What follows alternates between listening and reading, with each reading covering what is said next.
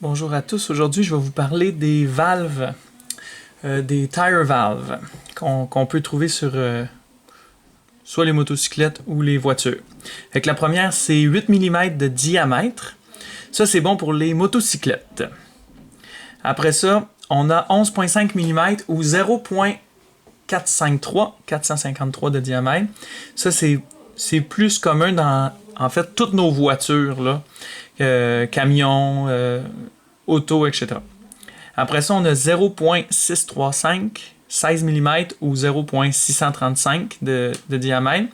Ça, c'est la plus grosse valve qu'on peut trouver. Ça, c'est bon pour les énormes camions. C'est même pas bon pour mon F250. Il faut que ce soit un camion plus gros que ça. À part ça, il y a aussi des valves en métal ou en aluminium, etc., galvanisées, qu'on peut aussi trouver dans les différentes grandeurs. Maintenant, je vais vous parler des différences. OK. La première, c'est celle qui est ici. C'est un snap-in valve. Puis elle est bonne pour 65 PSI maximum. Puis après ça, il y a différentes grandeurs de valves. Puis, il y a des numéros. Fait que là, je vais vous montrer les numéros tout de suite. On voit un petit peu, la 412 est bonne pour 65 PSI. Puis elle a une longueur de 0,88 pouces. Puis le diamètre, c'est 0,453 comme je vous ai dit tantôt. Puis là, après ça, ben, si vous regardez, c'est tout 65 PSI. Mais ça peut aller jusqu'à 2 pouces de grandeur. Puis là, on a changé de diamètre. Après ça, on a les valves à haute pression. Moi, c'est eux que j'aime le plus. Maintenant, je pense que je vais mettre ça tout le temps dans mes voitures parce qu'ils peuvent monter jusqu'à de 80 à 100 PSI. Puis, en fait, ils sont la même grandeur, ça change absolument rien, mais ils sont de meilleure qualité.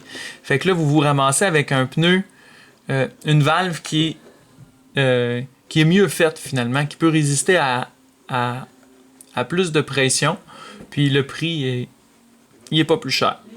Fait que là, on voit ici, là, moi, ce qui serait probablement à moi, c'est la 600 ou la 602 HP, 80 livres d'air, puis à peu près 2 pouces de grandeur avec 0,453, ça marcherait mieux pour mes voitures. Après ça, on a ceux qui sont en métal ou galvanisés ou en aluminium, eux autres, ils peuvent monter jusqu'à 200-300 PSI. Il y a différentes grandeurs. Le problème avec eux, en fait, c'est qu'ils sont pas pliables. Fait que si vous accrochez quelque chose, ça peut réellement la briser. C'est considéré comme plus des valves de compétition ou de course, là, parce que ça peut excéder des vitesses de 130 000 à l'heure. Là. Fait qu'on peut rouler pas mal vite avec ça. Puis, un des problèmes, c'est qu'ici, le caoutchouc, des fois, tu vas perdre de l'air par là. Parce que le caoutchouc aussi, il finit par éventer de la valve. Là, t'sais. Après ça, je voulais vous parler des capes en plastique qu'on achète. Souvent, on va prendre ces petits capes-là et on se dit wow, ça sert à quoi d'en acheter un meilleure qualité? Ben, en fait, ça sert pas à grand-chose, je vais vous avouer de payer bien cher pour ça, mais votre cape doit être pas craquée. Parce que sinon, la moisissure se met là-dedans et ça peut aller créer des problèmes finalement dans votre valve. Puis là, vous allez être obligé de la changer. Puis ça coûte assez cher, juste changer la valve quand elle fait défaut. Là. Ça m'est arrivé sur mes 4 valves. Là. Récemment, ils ont tout éventé. Puis ça coûtait assez cher les faire remplacer juste pour des petites valves. Là. Puis tu te ramasses avec 4 flats, c'est un petit peu plate. Là.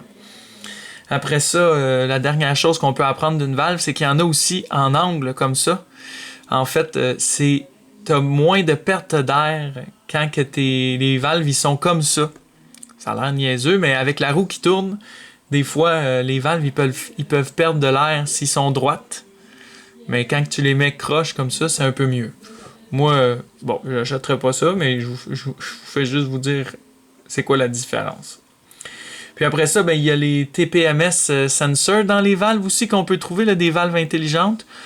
Ça, c'est pas mon fort. Là. Moi, personnellement, j'aime mieux regarder moi-même la pression de mes pneus. Parce que ça coûte super cher pour... bon, en tout cas, selon moi, pour rien. Mais il y a des gens qui triplent là-dessus. Moi, j'aime bien ça quand ça marche. Mais le problème, c'est que ça marche pas souvent. Ça finit par plus fonctionner. Puis là, ben, ça te coûte un prix de fou de la faire réparer. Puis là, t'es pris avec une lumière dans ton hood, dans ton dash, je veux dire. Puis c'est plate pour rien d'avoir ça. Fait que je pense que c'est pas mal. J'ai pas mal fait le tour des valves. Merci beaucoup.